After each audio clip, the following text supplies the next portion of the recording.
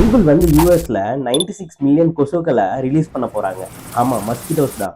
இத சயின்டிஸ்ட் எல்லாம் கொண்டாடிட்டு இருக்காங்க. விஷயம் என்னன்னா, இது கூகுளோட டீபக்னு சொல்ற ஒரு ப்ராஜெக்ட். டெங்கு மலேரியானால இந்த உலகத்துல நிறைய உயிர் போறதுனால இந்த கொசுக்கள் அழிக்க தான் இந்த பிளான். ரிலீஸ் பண்ற எல்லா கொசுவுமே மேல் மஸ்கிட்டோஸ் தான்.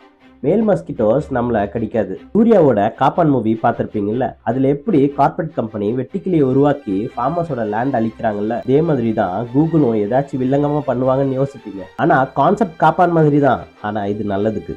இந்த மேல் மஸ்கிட்டோ உடம்புல ஒல்பாக்கியான்னு சொல்லி ஒரு நேச்சுரலான பாக்டீரியாவை ஏத்துறாங்க. இது வெளியில இருக்கிற ஃபீமேல் மஸ்கிட்டோட மேட் பண்ணும்போது அதோட எக்ஸ் எதுவுமே பொறிக்காம அதோட எல்லா பாப்புலேஷனுமே காலியாயிடும். தப்பி தவறி கூட ஒரு ஃபீமேல் கொசு கூட வெளியே போயிடக்கூடாதுன்னு சொல்லி கூகுள் இன்ஜினியர்ஸ் ஏஐ கம்ப்யூட்டர் விஷனை வச்சு மேல் ஃபீமேலை டிஃபரன்ஷியேட் பண்ணி வைக்கிறாங்க.